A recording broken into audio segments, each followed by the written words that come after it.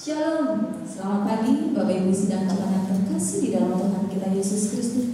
Dimanapun Anda berada pada saat ini yang sudah bergabung bersama kami dalam minggu pagi ini pada pukul 9 Minggu 12 Juli 2020. Dan tentunya juga kita bertemu kembali melalui FB GKI Yerusalem Official. Dan tentunya juga kita bisa menikmati atau kita dapat menyaksikan melalui streaming YouTube GKI Yerusalem Official dalam ibadah setiap minggu pagi pada pukul 9 waktu Indonesia Barat. Dan tentunya juga kita semua pada pagi hari ini bisa merasakan sukacita, dan saya menyampaikan salam sehat untuk kita bersama, biar kiranya kita semua dalam keadaan sehat.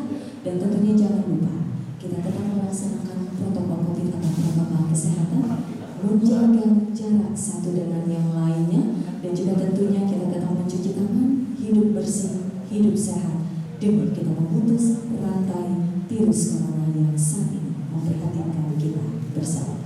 Bapak Ibu sidang jemaat yang terkasih di dalam Tuhan kita Yesus Kristus, pada minggu ini tanggal 12 Juli 2020 ini adalah momen yang sangat luar biasa. Pada minggu pagi ini kita bersama merayakan Hari Perempuan GKI, dan tentunya juga saya mengucapkan selamat merayakan Hari Perempuan GKI kepada seluruh perempuan yang ada di seluruh muka bumi, di seluruh dunia yang saat ini tentunya bersuka cita, karena pada saat ini kita bersama sudah setara, kita sudah sama, dan kita diperbolehkan untuk dapat berdiri bersama, kita melakukan segala aktivitas tanpa ada lagi ikatan atau tanpa ada lagi perbedaan. Kita dapat sukses, kita dapat melayani dimanapun kita berada. Bapak Ibu sidang jemaat, pada minggu pagi ini sebelum bersama nantinya kita akan mengikuti ibadah, terlebih dahulu kami akan membacakan berita jemaat untuk kita pada pagi hari ini. Dan tentunya juga tanpa mengurangi makna atau hikmat dari ibadah kita yang biasa kita laksanakan secara tatap muka di gereja.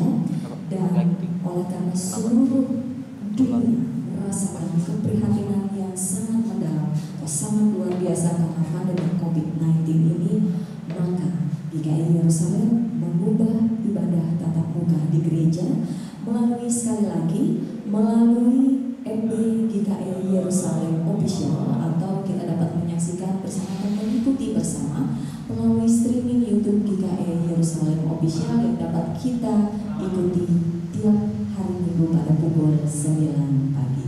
Bapak Ibu sidang jemaat yang terkasih, pendeta yang melayani kita pada pagi minggu ini 12 Juni 2020 pukul 9 waktu Indonesia Barat, pendeta yang melayani kita adalah Pendeta Santi Miawati MTH, dan sekali lagi dibantu oleh Bapak Ibu Penatua Diakon atau ikut melayani Bapak Ibu Penatua Diakon dari Majelis Jemaat GKI Yerusalem. Dan pendeta yang melayani dalam ibadah minggu 19 Juli 2020 pukul 9 waktu Indonesia Barat, pendeta yang melayani adalah Bapak Pendeta Aprianto Wirawan MTH, dan juga didampingi oleh Bapak Ibu Penatua Diakon dan Majelis Jemaat GKI Yerusalem. Dan pada minggu 19 Juli 2020 nantinya akan bersama dilaksanakan ibadah memperingati Hari Anak GKI. Majelis Jemaat GKI Yerusalem menghimbau agar seluruh jemaat berdoa bersama untuk pemulihan dunia agar terbebas dari pandemi COVID-19, dan berdoa bagi pemulihan kesehatan semua orang yang sedang menderita sakit pada saat ini. Panitia Pembangunan Gereja GKI Yerusalem menyampaikan ucapan terima kasih kepada Bapak Ibu sidang jemaat yang telah menyampaikan iuran pembangunan dan juga bantuan dana lainnya kepada Panitia Pembangunan Gereja GKI Yerusalem. Dan biarlah kiranya Tuhan memberkati karya dan layanan kita bersama. Demikian berita jemaat kami sampaikan. Sekali lagi selamat merayakan Hari Perempuan kepada seluruh perempuan yang ada di seluruh dunia. Selamat beribadah. Tuhan Yesus memberkati. Marilah kita mengawali ibadah kita dengan memuji Tuhan dari himne KFP GKI. Jemaat diundang untuk berdiri.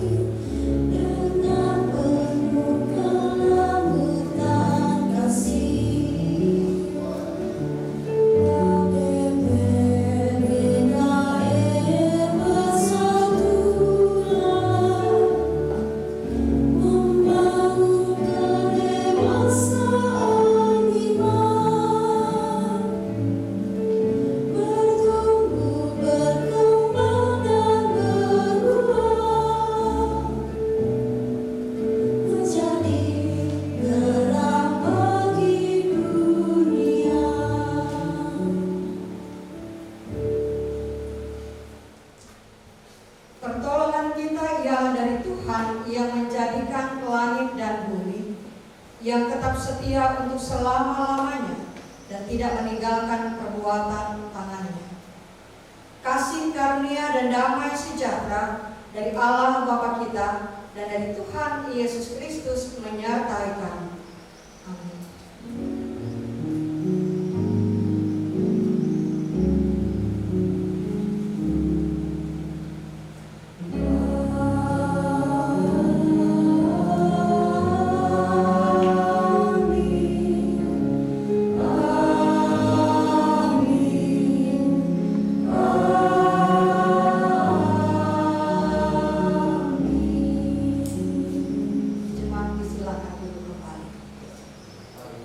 Litani pujian yang akan kita baca secara bersama-sama. Nyanyikanlah nyanyian baru bagi Tuhan, sebab Ia telah melakukan perbuatan-perbuatan yang ajaib. Terpujilah Allah yang Maha Tinggi. Bermazmurlah bagi Tuhan yang Maha Tinggi, dunia dengan keadilan.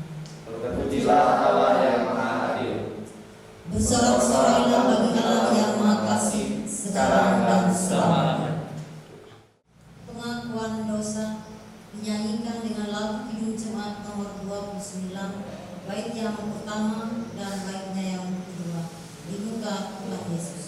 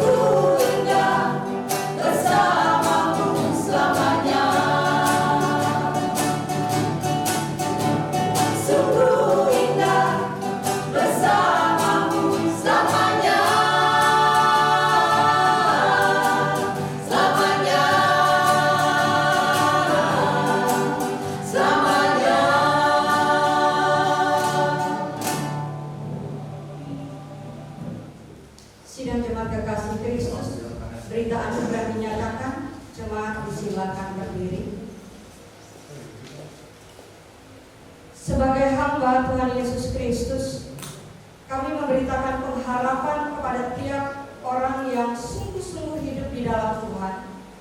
Sebab lebih baik 1 hari di pelataran Tuhan daripada 1000 hari di tempat lain. Lebih baik berdiri di ambang pintu rumah Allah daripada diam di kemah-kemah orang fasik. Sebab Tuhan Allah adalah matahari dari perisai. Kasih dan kemuliaan Ia berikan.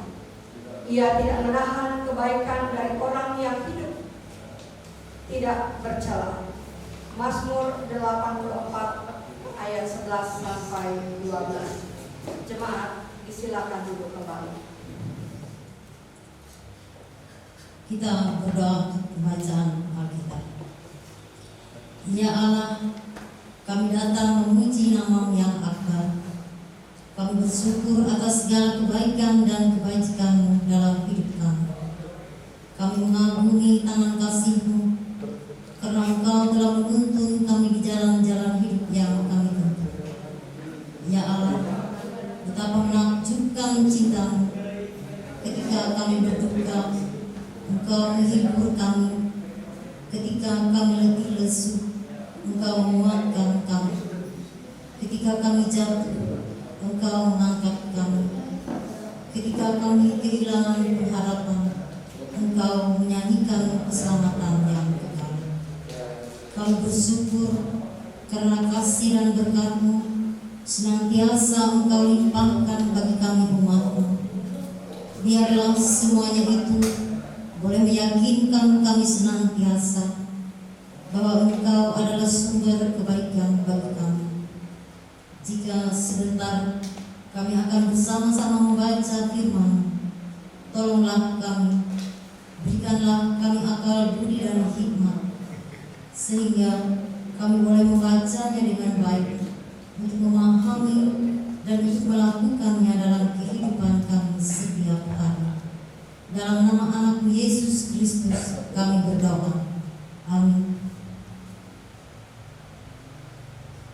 Pembacaan Alkitab untuk kita pada pagi hari ini yaitu terdapat dalam kitab Perjanjian Baru, Roma pasal 8 ayat yang pertama hingga ayat yang ke-11 yang akan kami bacakan demikian bunyinya dengan judul Hidup oleh Roh. Demikianlah sekarang tidak ada penghukuman bagi mereka yang ada di dalam Kristus Yesus. Roh yang memberi hidup telah memerdekakan kamu dalam Kristus dari hukum dosa dan hukum maut. Sebab apa yang tidak mungkin dilakukan hukum Taurat karena tak berdaya oleh daging, telah dilakukan oleh Allah dengan jalan mengutus anaknya sendiri dalam daging yang serupa dengan daging, yang dikuasai dosa karena dosa. Ia telah menjatuhkan hukuman atas dosa di dalam daging, supaya tuntutan hukuman Taurat digenapi di dalam kita yang tidak hidup menurut daging, tetapi menurut Roh. Sebab mereka yang hidup menurut daging memikirkan hal-hal yang dari daging, mereka yang hidup menurut Roh memikirkan hal-hal yang dari Roh. Karena keinginan daging adalah maut, tetapi keinginan Roh adalah hidup dan damai sejahtera. Sebab keinginan daging adalah perseteruan terhadap Allah, karena ia tidak takluk kepada hukum Allah. Hal ini memang tidak mungkin baginya. Mereka yang hidup dalam daging tidak mungkin berkenan kepada Allah. Tetapi kamu tidak hidup dalam daging, melainkan dalam Roh. Jika memang Roh Allah diam di dalam kamu, tetapi jika orang tidak memiliki Roh Kristus, ia bukan milik Kristus. Tetapi jika Kristus ada di dalam kamu, maka tubuh memang mati karena dosa, tetapi Roh adalah kehidupan oleh karena kebenaran. Dan jika Roh, Dia yang telah membangkitkan Yesus dari antara orang mati, diam di dalam kamu, maka Ia yang telah membangkitkan Kristus Yesus dari antara orang mati akan menghidupkan kamu juga tubuhmu yang panah itu oleh rohnya yang diam di dalam kamu. Sampai sedemikian pembacaan firman Tuhan. Tuhan Yesus bersabda, yang berbahagia ialah mereka yang mendengarkan firman-Nya dan yang memeliharanya. Amin. Jemaat memuji Tuhan kembali dari kidung pujian firman jadi manusia.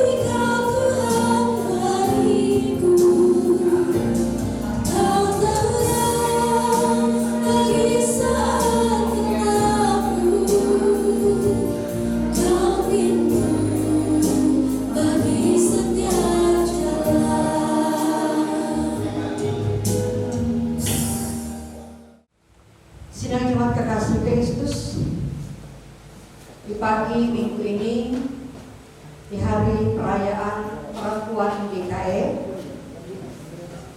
bagian Alkitab yang akan kita maknai dan kita cermati bersama dilandaskan pada kitab Kejadian pasal 25 ayat 19 sampai ayatnya yang ke-34. Kitab Kejadian pasal 25 ayat 19 sampai ayatnya yang ke-34 dengan judul yang diberikan oleh Lembaga Alkitab Indonesia tentang Esau dan Yakub. Mari bersama-sama sebelum kita membaca bagian Alkitab dan merenungkannya, kita bersatu dalam doa. Kita mohon pimpinan Roh Kudus. Allah yang Maha Kuasa, yang mempunyai langit dan bumi, sumber hikmat dan pengajaran, ke dalam tangan-Mu kami menyerahkan tubuh, jiwa, dan roh kami, karena sesaat lagi kami akan membaca bagian Alkitab dari kitab Kejadian pasal 25 ayat 19 sampai ayatnya yang ke-34. Seraya menyerahkan tubuh, jiwa, dan roh kami, agar dengan segala perkenan Tuhan kami boleh membaca dengan baik, yang akan memberikan pengertian yang baik. Dengan demikian kami tahu bagaimana kami melakukan kehendak Tuhan, dan pengajaran-Mu menjadi suluh dan pelita dalam kami menjalani hari-hari kehidupan kami. Terpujilah nama-Mu ya Allah. Urapi dan pakailah hamba-Mu yang akan menyampaikan firman Tuhan ini, dan berkatilah sekalian jemaat-Mu, sehingga dengan tuntunan dan kuasa Roh Kudus kami boleh melakukan kehendak Tuhan, boleh tutur kata, pikiran, dan perbuatan kami. Terpujilah nama-Mu ya Allah. Dalam nama Yesus Kristus kami berdoa dan mengucap syukur. Amin. Sidang jemaat kekasih Kristus, bagian Alkitab dalam kitab Kejadian menuliskan demikian. Inilah riwayat keturunan Ishak, anak Abraham. Abraham memperanakkan Ishak, dan Ishak berumur 40 tahun ketika Ribka, anak Betuel orang Aram dari Padan Aram, saudara perempuan Laban orang Aram itu, diambilnya menjadi istrinya. Berdoalah Ishak kepada Tuhan untuk istrinya, sebab istrinya itu mandul. Tuhan mengabulkan doanya, sehingga Ribka istrinya itu mengandung. Tetapi anak-anaknya bertolak-tolakan di dalam rahimnya, dan ia berkata, jika demikian halnya, mengapa aku hidup? Dan ia pergi meminta petunjuk kepada Tuhan. Firman Tuhan kepadanya, dua bangsa ada dalam kandunganmu, dan 2 suku bangsa akan berpencar dari dalam rahimmu. Suku bangsa yang satu akan lebih kuat dari yang lain, dan anak yang tua akan menjadi hamba kepada anak yang muda. Setelah genap harinya untuk bersalin, memang anak kembar yang di dalam kandungannya.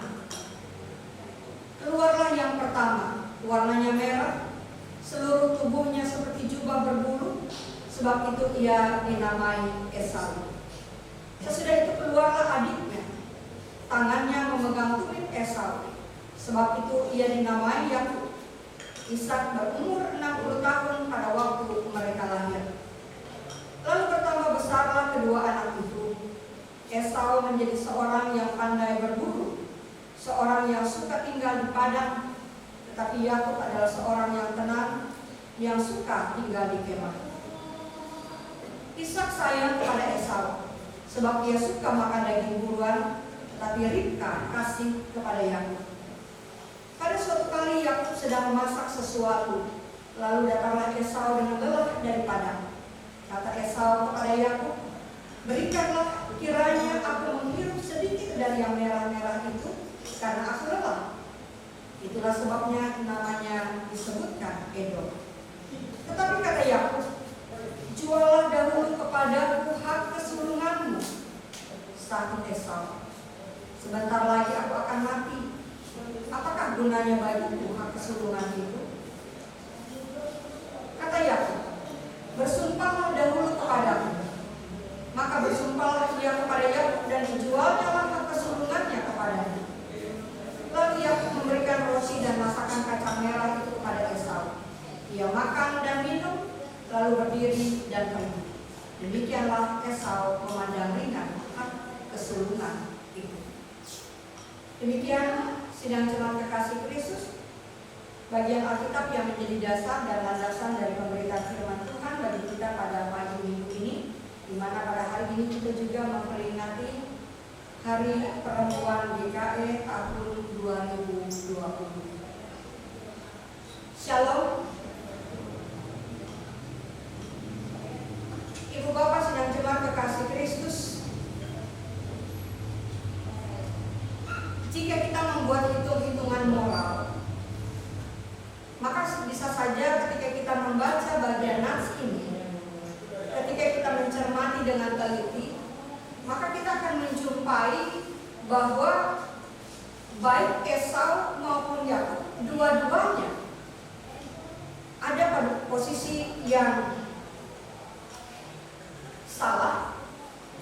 Esau yang menjual hak kesulungannya, dan Yakub yang nampaknya seperti mengambil kesempatan dalam kesempitan. Namun dampak dari tulisan ini membawa kepada kecaman yang sepertinya tidak adil, yang sepertinya hanya diberikan kepada pihak Esau saja. Karena dikatakan dan diceritakan lebih lanjut dalam Alkitab bahwa Esau dikecam dan bahkan Allah tidak menyukai apa yang dia lakukan, dan sementara sebaliknya Allah lebih menyukai Yakub.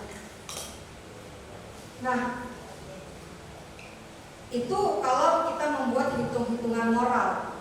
Tapi kalau kita membaca dan mencermati lebih lanjut bacaan di atas, maka kita akan menemukan bagaimana sebenarnya Esau dan Yakub itu punya cara pandang yang berbeda tentang berkat Tuhan. Dan memang kita menemukan bahwa Esau sepertinya meremehkan berkat Tuhan. Ia disebut sebagai anak sulung, ia memiliki hak kesulungan itu, tapi ia meremehkannya. Dan hanya dengan penawaran semangkuk bubur atau sop kacang merah, ia bersedia menyerahkan hak kesulungannya. Sementara Yakub nampaknya memiliki sudut pandang yang berbeda tentang berkat Tuhan. Ia menghargai berkat Tuhan, ia melihat berkat Tuhan dari sudut pandang yang berbeda, yang walaupun sebagaimana dikatakan di awal, kalau dalam hitung-hitungan moral, sepertinya ia mengambil kesempatan dalam kesempitan. Karena kemudian ia berusaha sedemikian rupa agar ia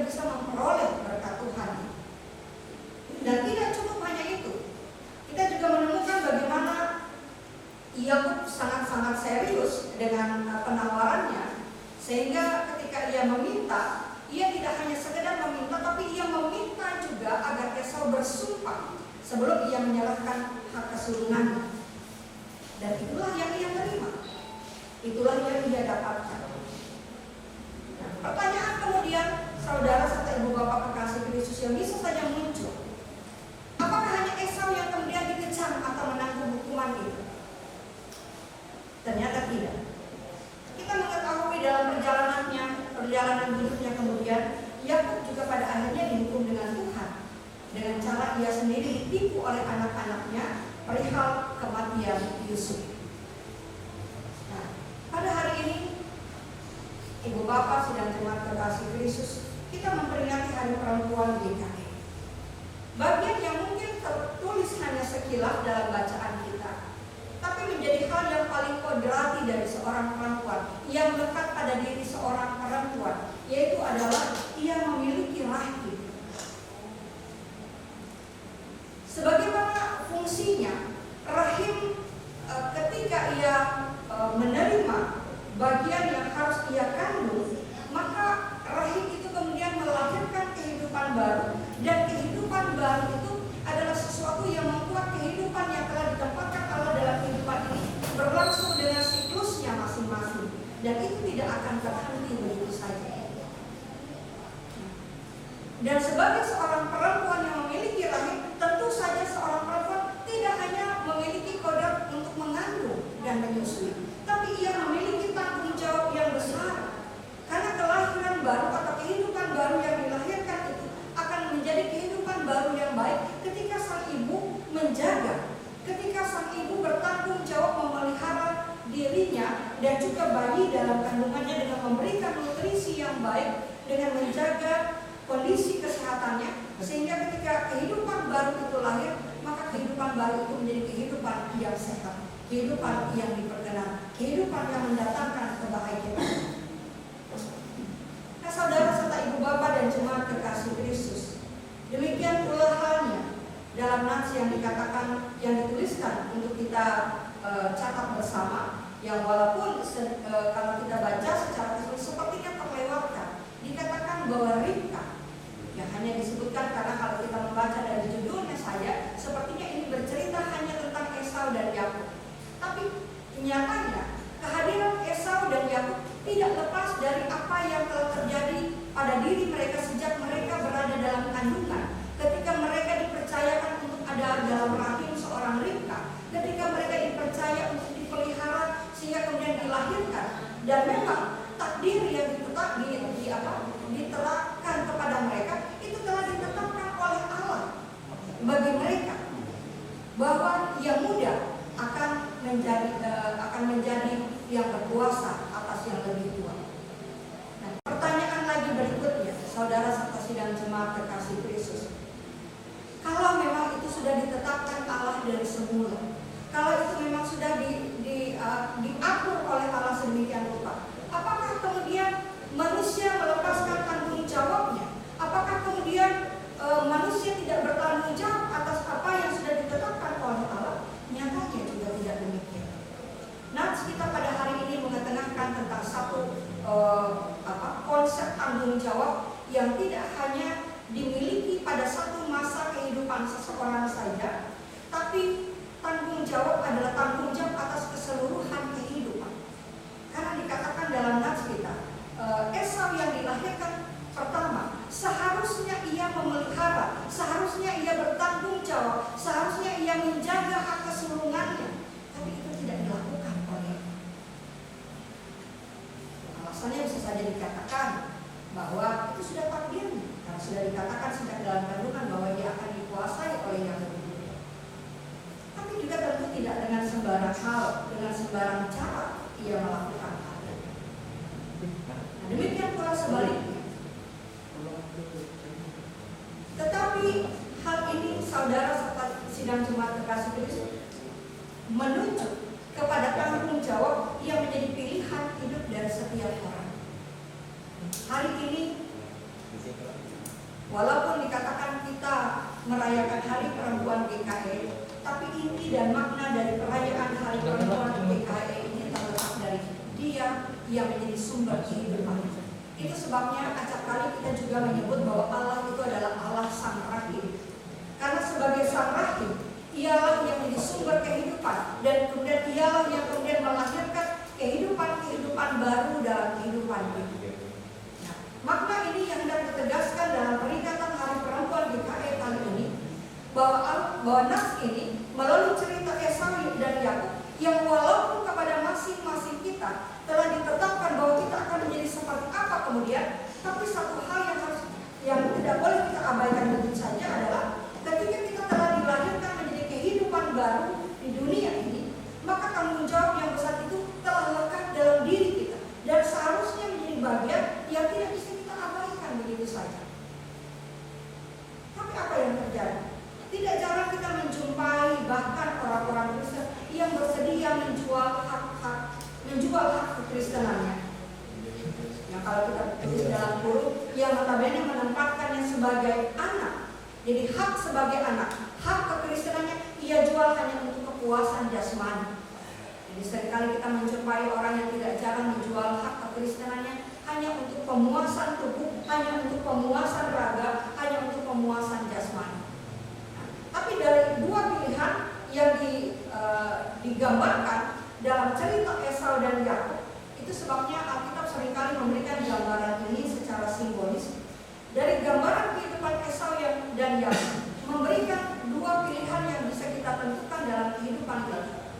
Sebagai anak-anak pilihan Allah, sebagai orang-orang pilihan Allah, hal yang mana yang akan kita pilih untuk menjadi bagian yang akan kita tunjukkan dan kita berlakukan dalam kehidupan kita? Apakah kita akan menjadi seorang yang kemudian meremehkan berkat Tuhan, kurang menghargai, atau kemudian bersedia menjual hak kita sebagai anak, menjual hak kekristenan kita hanya demi pemuasan tubuh, jasmani dan ragawi kita saja? Ataukah kita akan memilih, walaupun mungkin kita harus menanggung resiko yang juga tidak kecil ketika kita berusaha untuk menghargai berkat Tuhan, seperti yang dilakukan oleh Yakub. Karena dikatakan walaupun Yakub juga tidak benar, tapi ia memilih untuk mendapatkan hak kesulungan itu, yang walaupun tidak bisa dinikmati pada saat itu karena tidak memberikan manfaat sesaat, tapi akan memberikan manfaat yang jauh lebih panjang dalam kehidupan yang kemudian yang kita tahu itu yang kemudian jadi bagian dari perjalanan hidup Yakub. Pilihan ada pada kita. Tapi kalau kita boleh merenungkannya pada hari ini, maka nafs kita menuntun membimbing kita. Ketika kepada kita sudah diberikan hak sebagai anak Allah, ketika kepada kita sudah diberikan ruang untuk menjaga identitas kekristenan kita, mari kita bertanggung jawab dan mari kita menjadikan identitas kekristenan kita itu sebagai hak yang berharga, sebagai ruang di mana kita menerima berkat-berkat Tuhan dalam kehidupan kita dan tidak mengabaikannya, tidak meremehkannya, tidak mengesampingkannya, tidak menganggapnya sesuatu yang bisa kita abaikan begitu saja. Karena bisa saja pada saat ini kita membutuhkan sesuatu yang sangat vital sebagaimana yang dialami oleh Yakub. Karena ketika Yakub memasak bubur kacang merah, tentu ia juga sedang lapar pada saat itu. Tapi ia memilih untuk tidak menikmati sesuatu yang hanya memberikan kenikmatan atau manfaat sesaat, tapi ia memilih hak kesulungan yang membawanya kepada manfaat yang jauh lebih panjang di masa-masa kehidupan kemudian. Walaupun juga ada resiko yang harus ia tanggung, ada resiko yang harus ia terima, tapi itu adalah bagian dari tanggung jawab yang harus dipikul oleh setiap orang. Jadi hari ini dengan segala rasa syukur dan hormat kita kepada Allah Sang Rahim, mari kita menerima kehidupan yang Allah telah anugerahkan kepada kita. Karena nafs ini juga mengajarkan bahwa ketika Allah menyatakan anugerahnya, maka anugerahnya akan diberikan kepada setiap orang yang ia berkenan.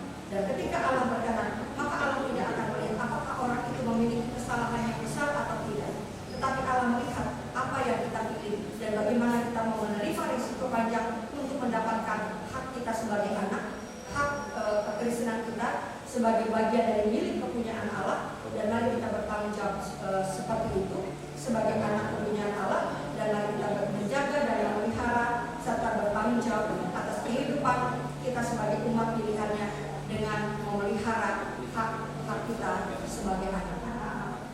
Bertanggung jawab atas perjalanan hidup yang telah Tuhan percayakan dan Tuhan anugerahkan untuk kita jaga, untuk kita kelola, untuk kita terapkan bagian demi bagian, untuk kita jalankan bagian demi bagian.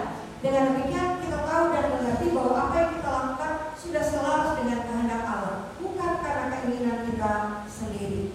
Oleh sebab itu, mari kita syukuri hari ini, mari kita syukuri apa yang telah Tuhan anugerahkan dalam kehidupan kita, dan mari kita serahkan seluruh perjalanan kehidupan kita hanya dalam bimbingan Tuhan. Dan dengan demikian, karya-karya kebaikan Allah akan menjadi berkat-berkat yang bisa kita kelola dalam kehidupan kita dan memberi manfaat bagi orang-orang yang hadir di sekitar kita. Terpujilah Allah dan diberkatilah kita sekalian. Amin.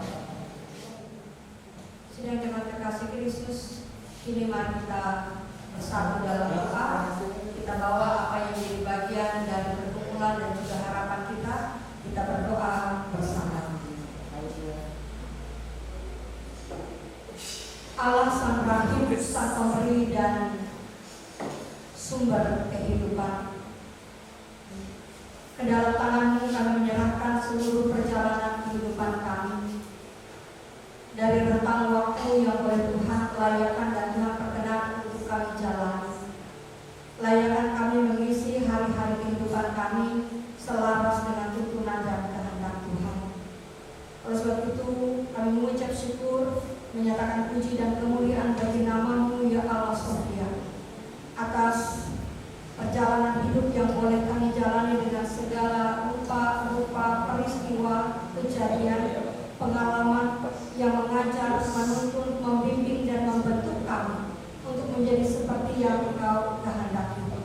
Dan pada hari ini ketika kami memperingati Hari Perempuan GKI, maka kami bersyukur bahwa sebagai perempuan-perempuan yang kepada diri kami, kepada setiap orang yang memberi diri untuk dipakai oleh Tuhan, Tuhan melayakkan kami memiliki rahim yang daripadanya boleh melahirkan kehidupan baru.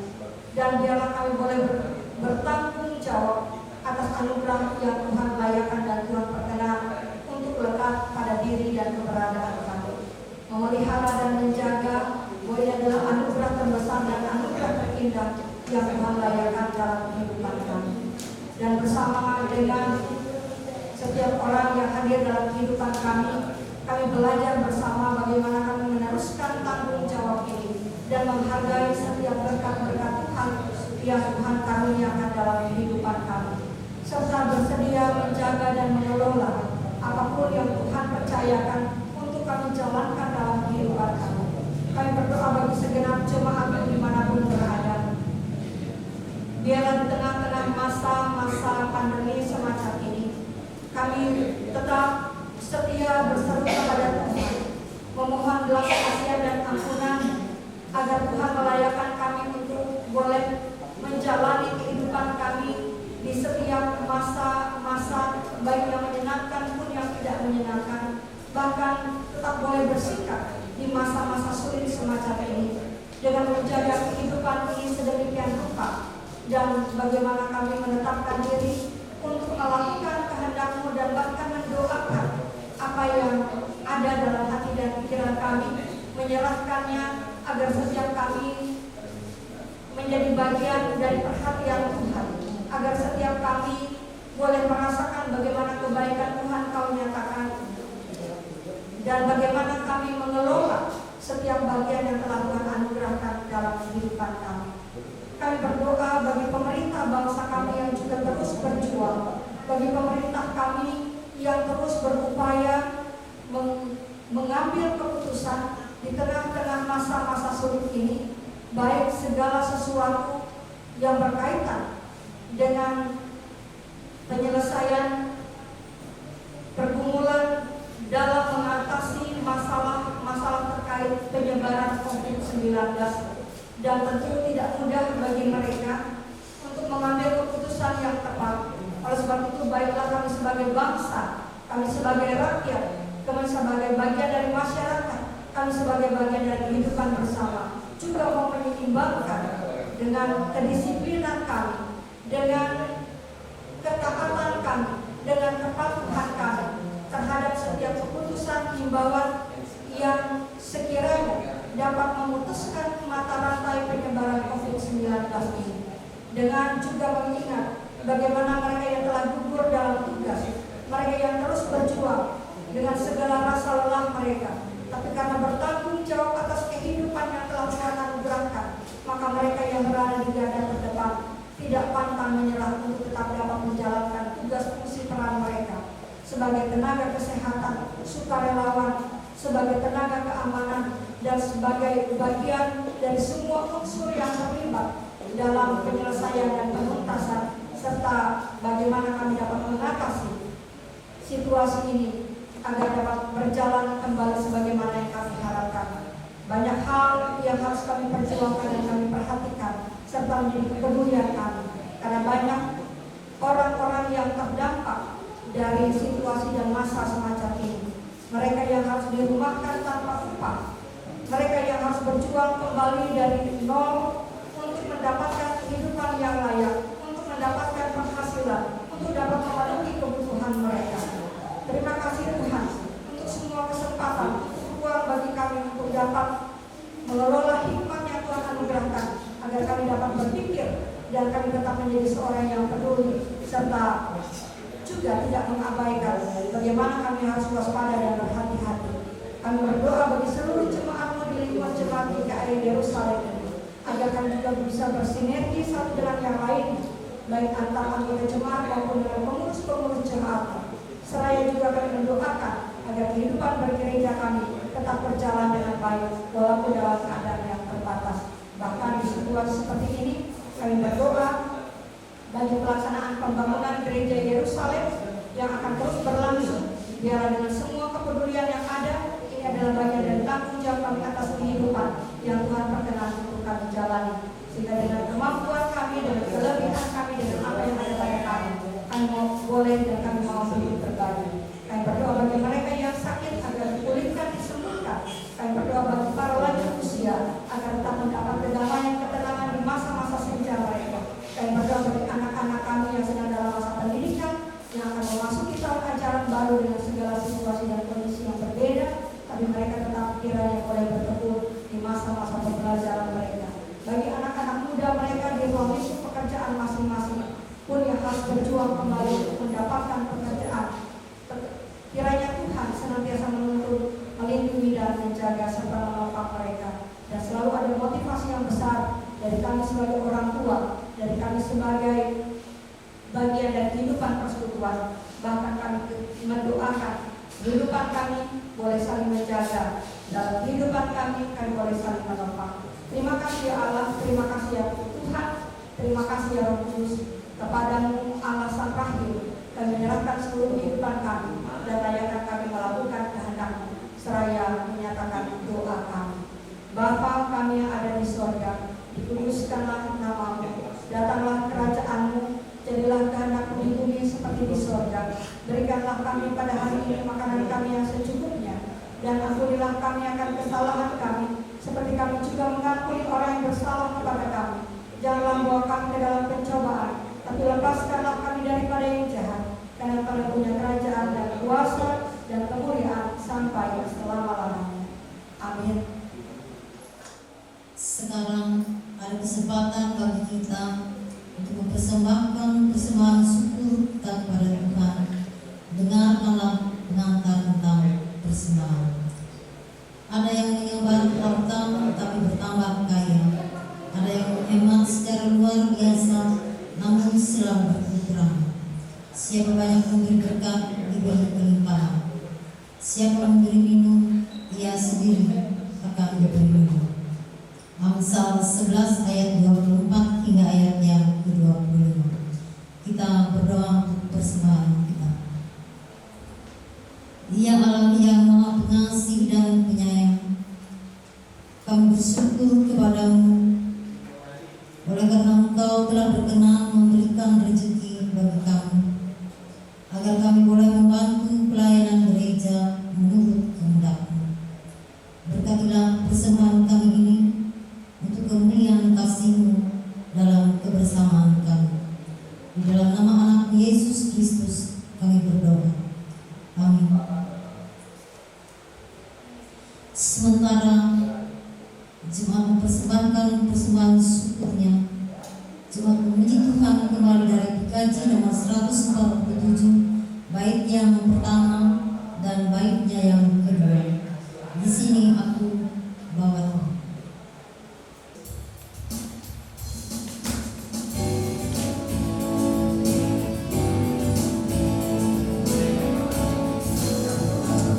Di sini aku bawa Tuhan, persembahan hidupku semoga berkenan.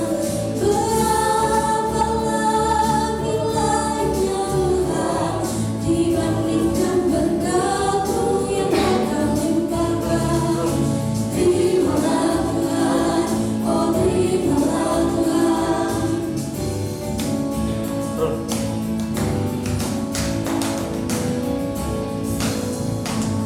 Tanganku yang kecil ya Tuhan, belum mencari makan sendiri ya Tuhan.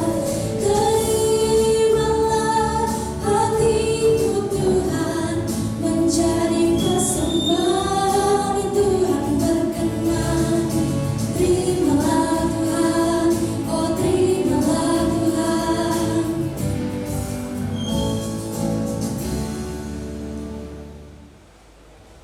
Sidang jemaat kekasih Kristus, kini marilah kita berdiri bersama-sama dengan sekalian orang percaya dari segala masa dan tempat. Kita mengikrarkan pengakuan iman Kristen yang kita ucapkan bersama-sama. Aku percaya kepada Allah Bapa yang Maha Kuasa, Khalik langit dan bumi, dan kepada Yesus Kristus anaknya yang tunggal Tuhan kita, yang dikandung daripada Roh Kudus, lahir dari anak darah Maria, yang menderita di bawah pemerintahan Pontius Pilatus, disalibkan, mati dan dikuburkan, turun ke dalam kerajaan maut. pada hari yang ketiga bangkit pula dari antara orang mati, naik ke surga, duduk di sebelah kanan Allah Bapa yang Maha Kuasa, dan akan datang dari sana untuk menghakimi orang yang hidup dan yang mati. Aku percaya kepada Roh Kudus, gereja yang kudus dan persekutuan orang kudus, pengampunan dosa, kebangkitan daging, dan hidup yang kekal. Haleluya. Haleluya. Haleluya,